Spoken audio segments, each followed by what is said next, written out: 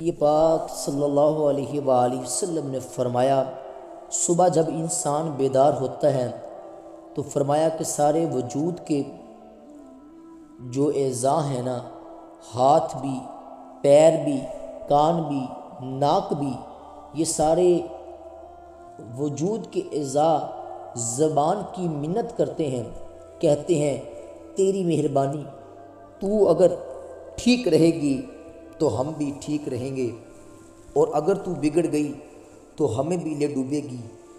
گالی زبان دیتی ہے اور مار پڑے تو پھر سارے جسم پر پڑتی ہے۔